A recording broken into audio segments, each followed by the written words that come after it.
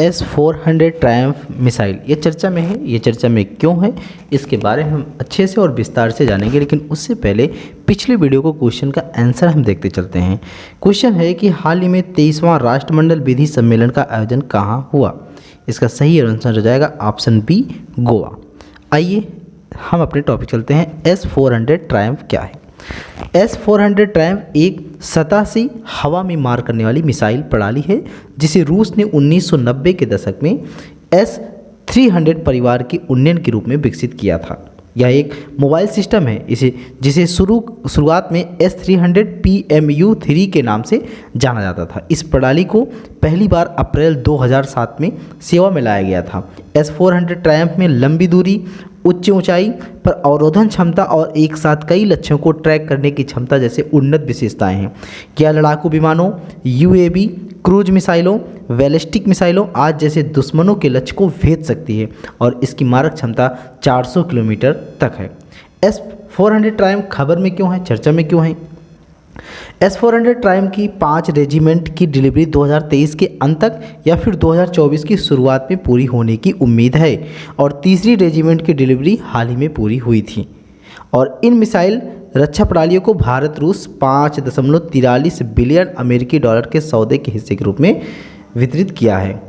S-400 किन देशों के पास है।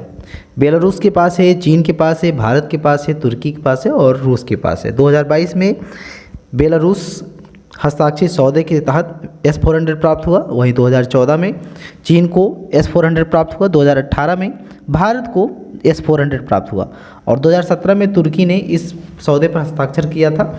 लेकिन जो तुर्की है उसको अमेरिकी प्रतिबंधों का सामना करना पड़ा और अमेरिका ने S-400 खरीदने के लिए भारत पर कोई प्रतिबंध नहीं लगाया। क्यों, इसकी क्या वजह है। इसका वजह यह है कि रूस के साथ जो रूस के साथ व्यापार करने वाले देशों पर प्रतिबंध लगाने के लिए अमेरिका ने काटसा लाया था। काटसा का अर्थ होता है countering America's adversaries through sanction act और यह कानून 2017 में बनाया गया था। इसका मुख्य रूप से रूस, उत्तर कोरिया और ईरान को निशाना बनाया गया था। भारत को इस लक्ष्य की यानी जो भारत है इसकी सूची में नहीं रखा गया था। भारत को इससे बाहर रखा।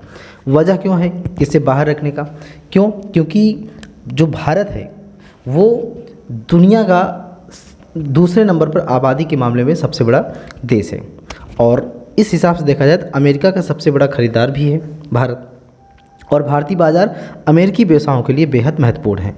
इसलिए भारत को काटसा के अंतर्गत शामिल नहीं किया गया था।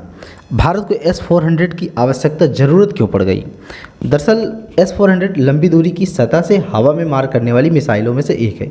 यह कई लक्ष्यों को भेदने में सक्षम है और 600 किलोमीटर के रेंज में 160 वस्तुओं को ट्रैक कर सकता है। साथ ही यह 400 किलोमीटर की दूरी पर 72 से अधिक लक्ष्यों को भेदने में सक्षम होता है। आइए हम अपने प्रश्न चलते हैं। हमारा जो प्रश्न है आज का उसको देख लेते हैं। S-400 ट्रायम्फ किस देश की मिसाइल है। ऑप्शन दिए गए हैं 4, चीन, रूस, यूक्रेन, भारत। इसका सही आंसर आप लोग कमेंट में ज़रूर दीजिएगा। आप लोग कमेंट नहीं करते हैं।